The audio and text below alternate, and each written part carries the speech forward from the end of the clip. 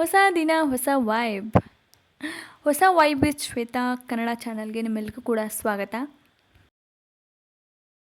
ನಿಮ್ಮ ಅಜ್ಜಿ ನಿಧಾನ ಕಟ್ ಮಾಡಿ, ನೋವಾಗ್ತಿದೆ. ಮೊನ್ನೆ ವಿಡಿಯೋದಲ್ಲಿ ನಾನು ನಿಮಗೆ ಶೇರ್ ಮಾಡಿದ್ದೆ ನನ್ನ ಒಂದು ಕೇಕ್ ಬೇಕಿಂಗ್ ಬಿಸ್ನೆಸ್ ಜರ್ನಿನ ಯಾವ ರೀತಿ ಸ್ಟಾರ್ಟ್ ಆಯಿತು ಅಂತ ಹೇಳ್ಬಿಟ್ಟು. ಇವತ್ತು ನಾನು ಅದರ ಒಂದು ಪ್ರಾಫಿಟ್ ಬಗ್ಗೆ ಆಗಿರ್ಬೋದು, ಅದರ ಇನ್ವೆಸ್ಟ್ಮೆಂಟ್ ಬಗ್ಗೆ ಆಗಿರ್ಬೋದು ನಾನು ತಿಳಿಸ್ಕೊಡ್ತೀನಿ. ಸೊ ಎಷ್ಟು ಪ್ರಾಫಿಟ್ ಆಗುತ್ತೆ, ಹೇಗೆ ಅದರ ರೇಟ್ ಹೇಗೆ ಫಿಕ್ಸ್ ಮಾಡೋದು, ನಮ್ಗೆ ಎಷ್ಟು ಸಿಗುತ್ತೆ, ಹಾಗೆ ಇನ್ವೆಸ್ಟ್ಮೆಂಟ್ ಎಷ್ಟು ನಾವು ಮಾಡಬೇಕಾಗುತ್ತೆ, ಪ್ರತಿಯೊಂದನ್ನು ಡೀಟೇಲ್ ಆಗಿ ಈ ಒಂದು ವಿಡಿಯೋದಲ್ಲಿ ನಾನು ತಿಳಿಸ್ಕೊಡ್ತೀನಿ. ನಿಮಗೇನಾದರೂ ಇಂಟ್ರೆಸ್ಟ್ ಇದ್ದರೆ, ಅಂದರೆ ನೀವು ಕೂಡ ಈ ಥರ ಬಿಸ್ನೆಸ್ ಮಾಡ್ಬೋದು, ಅಥವಾ ಬಿಸ್ನೆಸ್ ಇಲ್ಲ ಅಂದರೂ ಕೂಡ ಮನೆಯಲ್ಲಿನೇ ನಾನು ಕಲಿಬೇಕು ಅಂತ ಇಂಟ್ರೆಸ್ಟ್ ಇದ್ದರೆ ಚಾನಲ್ನ ಸಬ್ಸ್ಕ್ರೈಬ್ ಮಾಡ್ಕೊಳ್ಳಿ. ನೆಕ್ಸ್ಟ್ ವೀಡಿಯೋದಲ್ಲಿ ಜಾಸ್ತಿ ಏನಾದರೂ ಮೆಸೇಜ್ ಬಂದರೆ, ವ್ಯೂಸ್ ಹೋದರೆ ನಾನು ಖಂಡಿತವಾಗ್ಲೂ ಆ ಒಂದು ಫುಲ್ ವೀಡಿಯೋ ಡೀಟೇಲ್ಸ್ನ ನಾನು ಹಾಕ್ತಾ ಬರ್ತೀನಿ. ನಿಮಗೆ ಒಂದು 5 ಫ್ಲೇವರ್ ಬ್ಲ್ಯಾಕ್ ಫಾರೆಸ್ಟ್, ಹಾಗೆ truffle cake, butter scotch, vanilla cake, ಹಾಗೆ ಪೈನಾಪಲ್ ಕೇಕ್, ಎಲ್ಲ 5 ಕೇಕ್ದು ನಾನು ವೀಡಿಯೋಸು ಅಪ್ಲೋಡ್ ಮಾಡೋಕ್ಕೆ ಟ್ರೈ ಮಾಡ್ತೀನಿ. ಜಾಸ್ತಿ ವ್ಯೂಸ್ ಬಂದರೆ, ಜಾಸ್ತಿ ಕಮೆಂಟ್ಸ್ ಬಂದರೆ ನಾನು ಖಂಡಿತವಾಗ್ಲೂ ಫುಲ್ ವೀಡಿಯೋ ಡೀಟೇಲಾಗಿ ಅಪ್ಲೋಡ್ ಮಾಡ್ತೀನಿ. ನೀವು ಅದನ್ನು ನೋಡಿಬಿಟ್ಟು ಮನೆಯಲ್ಲೇ ಪ್ರಾಕ್ಟೀಸ್ ಮಾಡ್ಕೋಬೋದು. ಸೊ ಇವತ್ತಿನ ಒಂದು ವೀಡಿಯೋದಲ್ಲಿ ನಾನು ನಿಮಗೆ ಅದರ ಒಂದು ಡೀಟೇಲ್ ಬಗ್ಗೆ ತಿಳಿಸ್ಕೊಡ್ತೀನಿ. ಸೊ ಯಾವ ರೀತಿ ಪ್ರಾಫಿಟ್ ಆಗುತ್ತೆ ಅಂತ ಹೇಳ್ಬಿಟ್ಟು. ಅದಕ್ಕಿಂತ ಮುಂಚೆ ವೀಡಿಯೋಗೆ ಇನ್ನೂ ಲೈಕ್ ಕೊಟ್ಟಿಲ್ಲ ಅಂದರೆ ಪ್ಲೀಸ್ ವೀಡಿಯೋಗೆ ಲೈಕ್ ಕೊಡಿ, ಹಾಗೆ ಚಾನಲ್ನ ಸಬ್ಸ್ಕ್ರೈಬ್ ಮಾಡ್ಕೊಳ್ಳಿ. ನೆಕ್ಸ್ಟ್ ನೋಟಿಫಿಕೇಷನ್ ಬರಬೇಕು ಅಂದರೆ ಚಾನಲ್ನ ಸಬ್ಸ್ಕ್ರೈಬ್ ಮಾಡ್ಕೋಬೇಕು. ಹಾಗೆ ಇಲ್ಲಿ ಇವತ್ತು ಮಾರ್ನಿಂಗ್ ರುಟೀನ್ನ ಶೇರ್ ಮಾಡ್ತಾಯಿದ್ದೀನಿ. ಸೊ ಮಾರ್ನಿಂಗ್ ರುಟೀನ್ನಲ್ಲಿ ನಾನಿವತ್ತು ನಾಷ್ಟಾಗೆ ಅಂತ ಹೇಳ್ಬಿಟ್ಟು ದೋಸೆ ಮಾಡ್ತಾಯಿದ್ದೆ. ಸೊ ಇವತ್ತು ಪ್ಲೇನ್ ದೋಸೆ ಬದಲಿ ಮಸಾಲೆ ದೋಸೆ ಮಾಡಿದರೆ ಆಯಿತು ಅಂತ ಹೇಳ್ಬಿಟ್ಟು ಮಾಡ್ತಾಯಿದ್ದೀನಿ. ಸೊ ಚಟ್ನಿಗೆ ಶೇಂಗಾ, ಪುಟಾಣಿ, ಹಸಿಮೆಣ್ಸಿಕಾಯಿ, ಬೆಳ್ಳುಳ್ಳಿ, ಸ್ವಲ್ಪ ಹಸಿ ಶುಂಠಿ, ಸ್ವಲ್ಪ ಸಕ್ಕರೆ, ಉಪ್ಪು, ಲಿಂಬೆಹಣ್ಣು ಇದನ್ನೆಲ್ಲ ಹಾಕಿಬಿಟ್ಟು ಚೆನ್ನಾಗಿ ಮಿಕ್ಸಿ ಮಾಡಿಕೊಂಡ್ರೆ ಚಟ್ನಿ ರೆಡಿ. ಇವಾಗ ನೆಕ್ಸ್ಟು ಮಸಾಲೆ ದೋಸೆಗೆ ಅಂತ ಹೇಳ್ಬಿಟ್ಟು ರೆಡ್ ಚಟ್ನಿ ಮಾಡ್ತಾಯಿದ್ದೀನಿ. ಸ್ವಲ್ಪ ಬ್ಯಾಡಗಿ ಮೆಣಸಿಕಾಯಿ, ಸ್ವಲ್ಪ ಗುಂಟೂರು ಮೆಣಸಿಕಾಯಿನ ನೀರಲ್ಲಿ ಕುದಿಸ್ಕೊಂಬಿಟ್ಟು ಅದನ್ನು ತೆಗೆದುಬಿಟ್ಟು ಮಿಕ್ಸಿ ಪಾತ್ರೆಗೆ ಹಾಕಿ, ಒಂದು ಸ್ವಲ್ಪ ಬೆಳ್ಳುಳ್ಳಿ ಆಪ್ಷನಲ್, ನೀವು ಹಾಕಿದ್ರೂ ನಡೆಯುತ್ತೆ, ಇಲ್ಲ ಬೇಡ ಫ್ಲೇವರ್ ಬೇಡ ಅಂದರೆ ಅದನ್ನು ಸ್ಕಿಪ್ ಮಾಡ್ಬೋದು. ಹಾಗೆ ಈರುಳ್ಳಿ ಇದನ್ನು ಹಾಕಿಬಿಟ್ಟು ಚೆನ್ನಾಗಿ ಮಿಕ್ಸ್ ಮಾಡ್ಕೋಬೇಕು. ಇದನ್ನು ಒಂದು ಬಾಟ್ಲಲ್ಲಿ ಎತ್ತಿಟ್ಕೊಂಡ್ರೆ ಫ್ರಿಜ್ಜಲ್ಲಿ ನೀವು 1 ಮಂತ್ವರೆಗೂ ಆರಾಮ್ಸೆ ಯೂಸ್ ಮಾಡ್ಕೋಬೋದು. ಈ ಚಟ್ನಿ ಅಂತೂ ನಮ್ಮ ಉತ್ತರ ಕರ್ನಾಟಕ ಸೈಡು ಫೇಮಸ್ ಅಂತಲೇ ಹೇಳ್ಬೋದು. ಇದು ಒಂದಿದ್ರೆ ಸಾಕು, ಹೊಟ್ಟೆ ತುಂಬ ಊಟ ಮಾಡ್ಬೋದು, ಯಾವುದೇ ಥರ ಪಲ್ಯನೂ ಬೇಡ. ಅದಕ್ಕೆ ಸ್ವಲ್ಪ ಜಾಸ್ತಿನೇ ಮಾಡಿದ್ದೆ, ಫ್ರಿಜ್ಜಲ್ಲಿ ಇಟ್ಕೊಂಡು ತಿಂದರೆ ಆಯಿತು ಅಂತ ಹೇಳ್ಬಿಟ್ಟು. ಓಕೆ, ಇವಾಗ ಟಾಪಿಕ್ಗೆ ಬರ್ತೀನಿ. ಸೊ ಇದರಲ್ಲಿ ಕೇಕ್ ಬಿಸ್ನೆಸ್ನ ನಾವು ಆರಾಮ್ಸೆ ಮನೆಯಿಂದನೇ ಸ್ಟಾರ್ಟ್ ಮಾಡ್ಬೋದು. ಸ್ಮಾಲ್ ಇನ್ವೆಸ್ಟ್ಮೆಂಟು, ಜಾಸ್ತಿ ಏನೂ ಬೇಡ. ನೀವೇನಾದರೂ ಫಂಕ್ಷನ್ಗೆ ಅಥವಾ ಬರ್ತ್ಡೇಗೆ ನಮ್ಮ ಮನೆ ಪೂರ್ತಿ ಅಷ್ಟೇ ನಾವು ಮಾಡ್ಕೊತೀವಿ ಅಂದರೆ, ನೀವು ಹಬ್ಬ ಅಂದರೆ ಒಂದು 2,000 ಅಥವಾ 1,000ದಲ್ಲೇ ನೀವು ಆ ಒಂದು ಮೆಟೀರಿಯಲ್ನ ತೊಗೊಳ್ಬೋದು. ಅಂದರೆ ಮನೆಗೆ ಫಂಕ್ಷನ್ ಇದ್ದಾಗ ನಾವು ಮಾಡ್ಕೋತೀವಿ ಅಂದರೆ ಏನು ಮೇನಾಗಿ ಬೇಕಾಗುತ್ತೆ ಅದನ್ನಷ್ಟೇ ತೊಗೋಬೋದು. ಅದು ನಿಮಗೆ 1,000 to 2,000ವರೆಗೂ ಆಗುತ್ತೆ ಮೆಟೀರಿಯಲ್ ಎಲ್ಲ ತರಬೇಕಂದ್ರೆ. ಇಲ್ಲಾಂದರೆ ನೀವು ಸ್ಮಾಲ್ ಅಂದರೆ ಹೆವಿ ಮೆಟೀರಿಯಲ್ ಬೇಡ, ಲೋ ಕ್ವಾಲಿಟಿ ಪ್ಲಾಸ್ಟಿಕ್ಕದ್ದು ನಡೀತೆ ಅಂದರೆ ನಿಮಗೆ 1,000ದಲ್ಲಿ ನೀವು ಆ ಒಂದು ಮೆಟೀರಿಯಲ್ನ ಪರ್ಚೇಸ್ ಮಾಡ್ಬೋದು. ಇಲ್ಲ ಬಿಸ್ನೆಸ್ಗೆ ಅಂತಲೇ ನೀವು ತೊಗೊಳ್ತೀರಾ, ಅದು ಲೈಫ್ ಟೈಮ್ ನಮ್ಮ ಹತ್ರ ಇರುತ್ತೆ, ನಾನು ಇನ್ವೆಸ್ಟ್ ಮಾಡೋಕ್ಕೆ ರೆಡಿ ಇದ್ದೀನಿ ಅಂದರೆ, ಚೆನ್ನಾಗಿರೋ ಕ್ವಾಲಿಟಿನೇ ತೊಗೋತೀರಾ ಅಂದರೆ ನೀವು ಒಂದು 2,000-3,000 ಅಂತೂ ನೀವು ಇನ್ವೆಸ್ಟ್ ಮಾಡಬೇಕಾಗುತ್ತೆ. ಸೊ ಅಲ್ಲಿಂದ ನಿಮ್ಮ ಒಂದು ಬಿಸ್ನೆಸ್ ಜರ್ನಿನ ನೀವು ಸ್ಟಾರ್ಟ್ ಮಾಡ್ಬೋದು. ಆ ಒಂದು ಗುಡ್ ಕ್ವಾಲಿಟಿ ಮೆಟೀರಿಯಲ್ನ ತೊಗೊಂಡ್ರೆ ನಿಮಗೆ ಲೈಫ್ ಟೈಮ್ ನಿಮ್ಮ ಹತ್ರನೇ ಇರುತ್ತೆ, ಹಾಗಾಗಿ ಅದೊಂದು ವೇಸ್ಟ್ ಅಂತ ಅಂತೂ ಆಗಲ್ಲ. ಓಕೆನಾ? ಬಿಸ್ನೆಸ್ ಏನಾದ್ರು ಸ್ಟಾರ್ಟ್ ಮಾಡ್ತಿದ್ರೆ ಒಳ್ಳೆ ಕ್ವಾಲಿಟಿದೆ ತೊಗೊಳ್ಳೋದು ಬೆಸ್ಟ್ ನನ್ನ ಪ್ರಕಾರ. ಇಲ್ಲ ಅಂದರೆ ನಿಮಗೆ ಮೀಶೋದಲ್ಲೆಲ್ಲ ಸಿಗುತ್ತೆ, ನೀವು ಆ ಥರ ಕೂಡ ಪರ್ಚೇಸ್ ಮಾಡ್ಕೋಬೋದು. ಬೇಕಂದರೆ ಲಿಂಕ್ ಹಾಕಿರ್ತೀನಿ ಡಿಸ್ಕ್ರಿಪ್ಷನಲ್ಲಿ, ಚೆಕ್ ಮಾಡಿ. ಮೀಶೋದಲ್ಲಿ ಕಡಿಮೆ ಪ್ರೈಸ್ಗೆ ಸಿಗುತ್ತೆ ನಿಮಗೆ.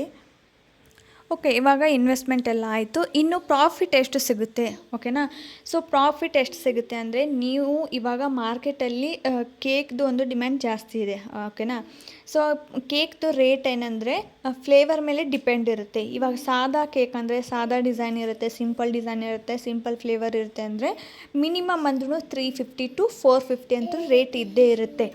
350 to 450 ಅಂತೂ ರೇಟ್ ಇದೆ, ಓಕೆನಾ? ನಿಮಗೆ ಒಂದು 1/2 kg ಕೇಕ್ ಮಾಡೋಕ್ಕೆ ಮನೆಯಲ್ಲಿ ಎಷ್ಟು ಖರ್ಚಾಗುತ್ತೆ ಅಂದರೆ 200 to 250 ಎಲ್ಲ ಸೇರಿ, ಓಕೆನಾ? Rao materials, packing, boxes, base ಎಲ್ಲನೂ ಸೇರಿ ನಿಮಗೆ 200 to 250 ಅಷ್ಟು ನಿಮಗೆ ಖರ್ಚಂತೂ ಆಗುತ್ತೆ. 250ನೂ ಆಗೋದಿಲ್ಲ, 200 ಆಗೇ ಆಗುತ್ತೆ ಅಷ್ಟೇ. 250ನೂ ಆಗೋದಿಲ್ಲ, ಜಸ್ಟ್ 200, ಓಕೆನಾ. ಅದು ನಿಮ್ಮ ತೊಗೊಳೋದ್ರ ಮೇಲೆ ಡಿಪೆಂಡ್ ಇರುತ್ತೆ.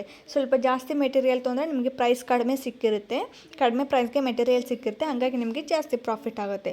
ನೀವು ಕಡಿಮೆ ತೊಗೊಂಡ್ರೆ ಅವ್ರದ್ದು ಒಂದು ಮೆಟೀರಿಯಲ್ದು ರೇಟ್ ಒಂದು ಸ್ವಲ್ಪ ಒಂದು 10 ರೂಪಾಯಿ, ಒಂದು 2 ರೂಪಾಯಿ, 3 ರೂಪಾಯಿ ಈ ಥರ ಜಾಸ್ತಿ ಹಚ್ಚಿರ್ತಾರೆ, ಹಾಗಾಗಿ ಜಾಸ್ತಿ ಆಗುತ್ತೆ. ಓಕೆನಾ. ಸೊ ಇಲ್ಲಿ ನೀವು 1 kg ಕೇಕ್ಗೆ ಮಾರ್ಕೆಟಲ್ಲಿ 650 to 700 ಈ ಥರ ರೇಟ್ ಇದೆ. ಓಕೆನಾ. 650 to 700 ಇದೆ 1 kgಗೆ. ನಿಮಗೆ ಎಷ್ಟು ಖರ್ಚಾಗುತ್ತೆ ಅಂದರೆ 1 kg ಕೇಕ್ಗೆ ನಿಮಗೆ 300 ಅಷ್ಟು ಖರ್ಚಾಗುತ್ತೆ. ಓಕೆನಾ. 300 to 350. ಸೊ 700 ಅಂದರೆ ನಿಮ್ಗೆ ಅಲ್ಲಿ ಎಷ್ಟು ಉಳಿತು, 250 ಅಥವಾ 300 ರುಪೀಸ್. 300 ರುಪೀಸ್ ಹೋದ್ರೂ ನಿಮಗೆ 300 ರುಪೀಸ್ ಪ್ರಾಫಿಟ್ ಆಗುತ್ತೆ. ಓಕೆನಾ. 1 kg ಕೇಕ್ಗೆ ನಿಮಗೆ 300 ರೂಪಾಯಿ ಉಳಿಯುತ್ತೆ. ಹಾಫ್ ರೇಟ್ ಇದರಲ್ಲಿ ಅರ್ಥ ಮಾಡ್ಕೊಂಬಿಡಿ. ಹಾಫ್ ರೇಟ್ ನೀವು ಎಷ್ಟೇ ತೊಗೊಳ್ಳಿ, ಅದು ಇನ್ನೂ ರೇಟ್, ಕೇಕಿನ ರೇಟ್ ಇನ್ನೂ ಹೆಚ್ಚಾಗ್ತಾನೆ ಹೋಗುತ್ತೆ. ಸೊ 300 ಇದ್ದರೆ ನಿಮಗೆ 150 ಖರ್ಚು ಬರುತ್ತೆ, 150 ಪ್ರಾಫಿಟ್ ಬರುತ್ತೆ. 700 ಇದ್ದರೆ 350 ಲಾಭ ಆಗುತ್ತೆ, 350 ನಿಮಗೆ ಎಕ್ಸ್ಪೆನ್ಸಸ್ ಆಗುತ್ತೆ. ಎಲ್ಲನೂ ಸೇರಿ ನೀವು ಮತ್ತು ಡಿಸೈನ್ ಏನಾದ್ರು ಕಸ್ಟಮೈಸ್ ಹೇಳಿ ಡಿಸೈನ್ ಮಾಡಿಸಿದ್ರೆ ಅದಕ್ಕೆ ನೀವು 50 ರುಪೀಸ್ ಎಕ್ಸ್ಟ್ರಾ ಚಾರ್ಜ್ ಮಾಡ್ಬೋದು. ಓಕೆನಾ. ಅಲ್ಲಿ ಅಷ್ಟು ಎಕ್ಸ್ಟ್ರಾ 50 ರೂಪಾಯಿನೂ ಸಿಗುತ್ತೆ ನಿಮಗೆ. ಇಷ್ಟೆಲ್ಲ ಪ್ರಾಫಿಟ್ ಇದೆ ಕೇಕ್ ಒಂದು ಬಿಸ್ನೆಸ್ಸಲ್ಲಿ. ಅದು ಕೂಡ ಫ್ರೀ ಟೈಮಲ್ಲಿ ಮಾಡ್ಕೋಬೋದು. ಕೋಲ್ಡ್ ಕೇಕ್ ಅಂದ ತಕ್ಷಣ ಒಂದು ಅಡ್ವಾನ್ಸ್ 1 ಡೇ ಅಥವಾ ಒಂದು 5 hours ಅಡ್ವಾನ್ಸು ಅವರು ನಿಮಗೆ ಆರ್ಡರ್ ಕೊಡಬೇಕಾಗತ್ತೆ. ಸೊ ಆವಾಗ ಆರ್ಡರ್ ಕೊಟ್ಟಾಗ ನೀವು ಫ್ರೀ ಟೈಮಲ್ಲಿ ನೀವು ಇದನ್ನು ಮಾಡ್ಕೋಬೋದು. ಓಕೆನಾ. ಯಾವುದೇ ಥರ ಅರ್ಜೆಂಟ್ ಇರೋದಿಲ್ಲ, ನಿಮ್ಮ ಫ್ರೀ ಟೈಮಲ್ಲಿ ಇದನ್ನು ಮಾಡ್ಕೋಬೋದು. ಅಥವಾ ಮನೆಯಲ್ಲಿ ಏನಾದ್ರು ಫಂಕ್ಷನ್ ಇದ್ದರೆ ನಮಗೆ ಯಾವ ಥರ ಬೇಕು ಡಿಸೈನು ಆ ಥರ ನಾವೇ ಮಾಡ್ಕೋಬೋದು. ಸೊ ಇಷ್ಟು ಇದರಲ್ಲಿ ಪ್ರಾಫಿಟ್ ಅಂತ ಸಿಗುತ್ತೆ ನಿಮಗೆ. ತಿಂಗಳಿಗೆ ಮಿನಿಮಮ್ ಅಂದ್ರೂ ಸಪೋಸ್ 1 ಡೇಗೆ ನಿಮಗೆ 3 ಕೇಕ್ಸ್ ಆರ್ಡರ್ ಬಂದರೆ ನಿಮಗೆ ಅಲ್ಲಿ ಎಷ್ಟು ಒಂದು 400ರಿಂದ ಒಂದು 600ವರೆಗೂ ನಿಮಗೆ ಪ್ರಾಫಿಟ್ ಅನ್ನೋದು ಸಿಗುತ್ತೆ. ಓಕೆನಾ. ಸೊ 1 ಮಂತ್ಗೆ ನಿಮಗೆ 1 ತಿಂಗಳಿಗೆ ಒಂದು 10,000ದಿಂದ 12,000 ನೀವು ಆರಾಮ್ಸೆ ಅರ್ನ್ ಮಾಡ್ಬೋದು. ಬಲ್ಕ್ ಆರ್ಡರ್ ಏನಾದರೂ ಬಂದರೆ ಅಂದರೆ ಬರ್ತ್ಡೇಗೆ ಈ ಕಪ್ ಕೇಕ್ಸು ಈ ಥರ ಏನಾದ್ರು ಬಂದರೆ ಅದಕ್ಕಂತೂ ಸಿಕ್ಕಾಪಟ್ಟೆ ರೇಟ್ ಇದೆ. ಓಕೆನಾ. ಕಪ್ ಕೇಕ್ಸ್ಗಂತೂ 6 ಕಪ್ ಕೇಕ್ಸ್ಗೆ ನಿಮಗೆ 150 to 200 ರುಪೀಸ್ ಪ್ಯಾಕೆಟ್ ಇದೆ 6 ಕಪ್ ಕೇಕ್ಸ್ಗೆ. ಓಕೆನಾ. ಸೊ ಅದನ್ನು ಅಷ್ಟೇ, ಅದನ್ನು ತುಂಬಾ ಪ್ರಾಫಿಟ್ ಇದೆ. ಈ ಬರ್ತಡೇದು ಎಲ್ಲ ಬರುತ್ತಲ್ವ, ರಿಟರ್ನ್ ಗಿಫ್ಟಿಗೆಲ್ಲ ಕಪ್ ಕೇಕ್ಸ್ ಕೊಡ್ತಾರೆ ಬಂದವ್ರಿಗೆಲ್ಲ, ಅದರಲ್ಲೂ ನಿಮಗೆ ಪ್ರಾಫಿಟ್ ಇದೆ.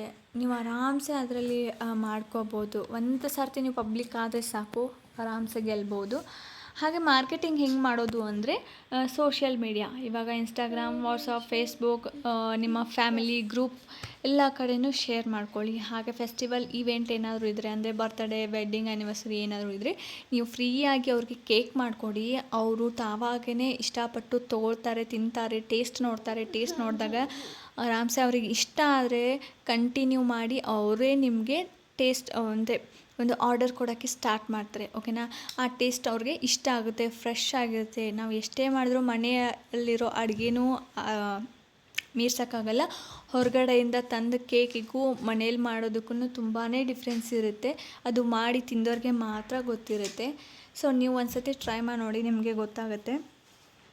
ಹೋಮ್ ಮೇಡ್ಗೆ ಇವಾಗೆಲ್ಲರೂ ಕೂಡ ಅಟ್ಯಾಚ್ ಆಗೇ ಆಗ್ತಾರೆ. ಯಾಕಂದರೆ ಇವಾಗೆಲ್ಲ ಸೋಷಿಯಲ್ ಮೀಡಿಯಾದಲ್ಲಿ ನಾವು ನೋಡೇ ಇರ್ತೀವಿ ಯಾವ ಥರ ಕೆಮಿಕಲ್ ಹಾಕ್ತಾ ಇದ್ದಾರೆ, ಏನೇನೆಲ್ಲ ಹಬ್ಬಿಸ್ತಾ ಇದ್ದಾರೆ ಅಂತಂದ್ಬಿಟ್ಟು. ಇವಾಗ ಹೋಮ್ ಮೇಡ್ಗೆ ತುಂಬ ಬೆಲೆ ಇದೆ. ಯಾಕಂದರೆ ಜನ ಅದನ್ನು ಸೇಫ್ಟಿ ಅಂತ ಹೇಳ್ಬಿಟ್ಟು, ಹೈಜೀನ್ ಆಗಿರುತ್ತೆ ಅಂತ ಹೇಳ್ಬಿಟ್ಟು ಇಷ್ಟಪಟ್ಟು ಆರ್ಡರ್ ಮಾಡ್ತಾರೆ. ಹಾಗಾಗಿ ನೀವು ಇದನ್ನು ಆರಾಮ್ಸೆ ಮಾಡ್ಕೋಬೋದು. ಬೇರೆದವ್ರಿಗೆ ಬೇಡ ಕಣ್ರಿ, ಬಿಸ್ನೆಸ್ ಬೇಡ. ನಾವು ಮನೆಯಲ್ಲೇ ನಮ್ಮ ಮಕ್ಕಳು ಬರ್ತಡೇ ಅಥವಾ ನಮ್ಮ ಆ್ಯನಿವರ್ಸರಿ ಮಾಡ್ಕೊಂಡ್ರೆ ಸಾಕಲ್ವಾ. ಅದರಂಥ ಖುಷಿನೇ ಯಾವುದೂ ಅಲ್ಲ. ಇವಾಗ ನಾವು ಕೂಡ ಹೊರಗಡೆಯಿಂದ ತಂದು ತಿನ್ನಬೇಕಂದ್ರೆ ಎಷ್ಟೋ ಭಯ ಆಗುತ್ತೆ, ಮಕ್ಕಳಿಗೆಲ್ಲ ಕೊಡಬೇಕಂದ್ರೆ ಭಯ ಆಗುತ್ತೆ. ಬಟ್ ನಮ್ಮ ಕೈಯಾರೆ ನಮಗೆ ಮಾಡೋಕ್ಕೆ ಬಂದರೆ, ನಾವು ಮಾಡಿಕೊಟ್ರೆ ಅದು ಎಷ್ಟು ಖುಷಿ ಆಗುತ್ತೆ ಅಲ್ವಾ. ಸೊ ಹಂಗಾಗಿ ನೀವು ಅದನ್ನು ಕೂಡ ಕಲ್ತ್ಕೋಬೋದು.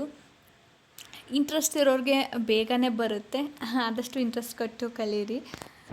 ಸೊ ಇಷ್ಟು ಇದ್ರ ಬಗ್ಗೆ ಒಂದು ಪ್ರಾಫಿಟ್ ಆಗಿರ್ಬೋದು, ಇನ್ವೆಸ್ಟ್ಮೆಂಟ್ ಆಗಿರ್ಬೋದು, ಮಾರ್ಕೆಟಿಂಗ್ ಆಗಿರ್ಬೋದು ತಿಳಿಸ್ಕೊಟ್ಟೆ. ಸೊ ಇವತ್ತು ಮಾರ್ನಿಂಗ್ ರೂಟೀನಲ್ಲಿ ನಾನು ಎಲ್ಲ ಚಟ್ನಿ ಎಲ್ಲ ಪ್ರಿಪೇರ್ ಮಾಡಿ ರೆಡಿ ಆಯಿತು. ಅದಾದಮೇಲೆ ದೋಸೆ ಹಾಕೋಬೇಕಂತ ಫಸ್ಟ್ ದೋಸೆ ಹಾಕಿದೆ. ಅದು ಯಾಕೋ ಗೊತ್ತಿಲ್ಲ, ಫಸ್ಟ್ ದೋಸೆ ಹಾಕಿದ ಮೇಲೆ ಅದನ್ನು ತಿನ್ನಬಾರ್ದು ಅಂತ ಹೇಳ್ತಾರೆ. ಫಸ್ಟ್ ದೋಸೆ ಒಂದು ಸ್ವಲ್ಪ ಹಂಚಿಗೆ ಹಚ್ಚಿ ತೆಗೆದು ಅದಾದಮೇಲೆ ನೆಕ್ಸ್ಟ್ ದೋಸೆ ಹಾಕ್ಕೊಂಡು ತಿನ್ನಬೇಕು ಅಂತ ಹೇಳ್ತಾರೆ.